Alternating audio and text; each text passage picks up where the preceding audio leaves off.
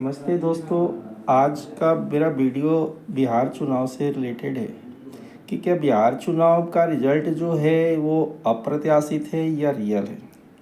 मैं आपको क्लियर बता दूँ, ऐसा मेरा पहले ही पूरा मुझे ऐसा मैं लोगों से बोलता था और ऐसा मुझे जानकारी मिली थी। चूँकि हमारी पारिवारिक पृष्ठभूमि भी राजनीति से रही है और इवन हमारे प्रशासनिक स्तर पर, सरकारी नौकरी स्तर पर भी हमारे परिवार उत्तर प्रदेश के पूर्वांचल क्षेत्र हो गया, बिहार हो गया, झारखंड हो गया, बंगाल में कहीं ना कहीं से जुड़ा हुआ है। तो हमने अपने बचपन के मतलब जीवन के 20 साल बिहार में ही दिया है हमने। तो हमने देखा है कि नेता कैसे बने हैं बिहार के लोग, जिनको आज हम लोग जनप्रिय नेता बोलते हैं। ये सब कोई जनप्रिय नेता नहीं थे। समाजवाद का झंडा इन लोगों ने उठाया और समाजवाद के झंडा के नाम पर परिवारवाद को बढ़ाया कंप्लीट रूप से। बूथ कैप्चरिंग करके ये नेता बने, कोई ये नेता नहीं थे। आज जब पहला चुनाव हुआ था, जिस समय लालू यादव की पार्टी को हटाने के लिए जो फर्स्ट चुनाव हुआ था बिहार का, उसमें मैं ज़रूर बोलूँगा कि बीजेपी की बहुत बड़ी मेहनत थी, अटल जी की मेहनत थी, जिसके थ्रू वो राजनीति में उनको पटखनी मिली, आरजेडी को पहली बार पटखनी मिली। लेकिन बाद के चुनाव में नीतीश कुमार एक ऐसे बड़े फैक्टर बन गए बिहार में कि नीतीश कुमार कुछ नहीं, लेकिन नीतीश के बिना भी कुछ नहीं।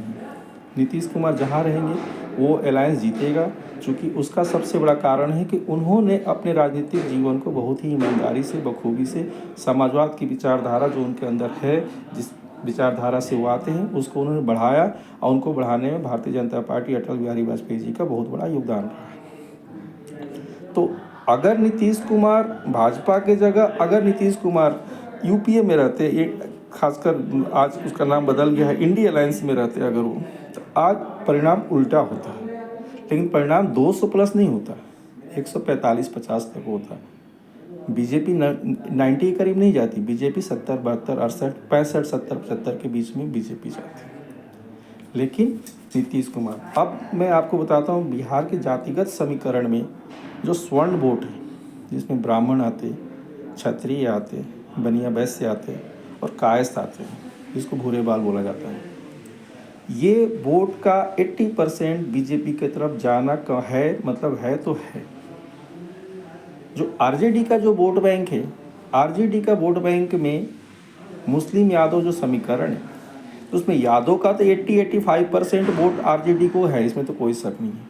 मुसलमान का जो वोट है वो कभी भी किसी पार्टी का वोट नहीं, आज के परिदृश्य से मुसलमान का वोट कभी किसी पार्टी का वोट नहीं बन रहा है।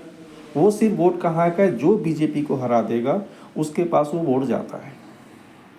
अब इसमें नीतीश कुमार की बहुत ही अच्छी मैं तारीफ करना चाहूँगा कि नीतीश कुमार की क्रेडिबिलिटी ऐसी है कि जहाँ जहाँ जदयू का कैंडिडेट खड़ा हुआ वहाँ मुस्लिम वोट जदयू को मिला, बीजेपी को नहीं मिला मुस्लिम वोट। 1%, 2% जो हम लोग एनालिसिस करते, जो टीवी डिबेट्स में आते, वो ठीक है, बहुत वोट तो ऐसे पड़ जाते, क्योंकि मैंने ही बूथों पर बहुत जगह काम किया, मुझे पता है बहुत तो ऐसे ही वोट पड़ जाते हैं। मतलब कोई आया, उसको पता भी नहीं कि हाँ कौन देना है, तो उसने हेलीकॉप्टर छाप पर दे दिया, मालूम चलो वो एनडीए का वोट चला गया। हेलीकॉप्टर छाप पर दे दिया, तीर छाप पर दे दिया। कमल से बस उनको नफरत है, कमल को नहीं देना चाहते। तो नीतीश कुमार अपने स्मार्ट तरीके की राजनीति करके वो एनडीए गठबंधन के साथ है। बीजेपी के पास एक बहुत बड़ा स्ट्रॉन्ग वोट बैंक है, एंड आरजेडी के पास भी बहुत बड़ा स्ट्रॉन्ग वोट बैंक है। लेकिन आरजेडी के वोट बैंक में यादव का तरफ तो गया, लेकिन मुस्लिमों का वोट बट गया। अब दूसरा हमारा समुदाय आता है कोयरी और कुर्मी का। सम्राट चौधरी को बीजेपी का बढ़ाने के कारण है कि ओबीसी फैक्टर, और कोई कारण नहीं। सम्राट चौधरी में क्या काबिलियत है वो भगवान जाने, लेकिन सम्राट चौधरी को बढ़ाने का सबसे बड़ा कारण क्या है, ओबीसी फैक्टर। ओबीसी में 2 प्रमुख जातियाँ आती हैं हमारी, ऐसे तो बहुत सारी जातियाँ हैं, जिसमें कोयरी और कुर्मी जो बिहार की राजनीति बहुत ही बड़ा डिसाइसिव फैक्टर है। तो उसमें सम्राट चौधरी और आरएलएम के थ्रू बीजेपी ने उसमें सेंध लगाई। अब रहा कुर्मी वोट कंप्लीट नीतीश जी की वजह से गोलबंद हो जाता है हमारा। तो ये पूरा एनडीए को वोट बैंक मिल गया। पासवान वोट मिला, मांझी के थ्रू वोट मिला हमारा। तो ये सब मिला के आज बीजेपी 200 प्लस, एनडीए हमारा 200 प्लस पर चला गया। तो जो लोग भी बिहार के जैसे भी एनालिसिस आप कर लो कि बिहार में ये हुआ, ऐसे हुआ, ये किया, वो किया, 10,000 दिया, अगर नीतीश कुमार ने 10,000 दिया तो आरजेडी ने 30,000 का घोषणा नहीं किया था क्या? लोग क्यों नहीं उस पर विश्वास किए? क्यों नहीं विश्वास किया आरजेडी पर कि आरजेडी का 30,000 ज़्यादा था, 10,000 ज़्यादा प्रबल था, 30,000 रुपया। ये विश्वास की बात नहीं है, ये क्रेडिबिलिटी की बात है। बिहार की राजनीति को जो जानता उसकी बात है। अब लोग बताते हैं कि ये बड़े नेता थे बिहार के, वो बड़े नेता थे। जो भी लोग बोल रहे, मैंने बिहार की राजनीति को बहुत नज़दीक से देखा है और हमारे परिवार कहीं ना कहीं राजनीतिक रूप से भी इन्वॉल्वमेंट रहा है और वोटिंग कराने में भी इन्वॉल्वमेंट रहा है। रात को 11 बजे ही वोट पड़ जाते थे, अगले दिन वोटिंग का डेट होता था, अगले वोट पड़ जाते थे और उसके थ्रू ये गुंडागर्दी से ये लोग नेता बने और बड़े बड़े समाजवाद के झंडा उठा के आज परिवारवाद में कन्वर्ट हो गए।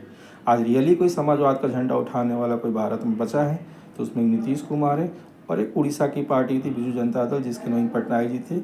ये दो रियली में समाजवाद और जनरेशन मिस उत्तर प्रदेश से, और कोई समाजवाद का विचारधारा नहीं है, सब परिवारवाद की विचारधारा है। नीतीश के बाद क्या होगा बिहार का, ये बिहार डिसाइड करेगा। जय हिंद, जय भारत।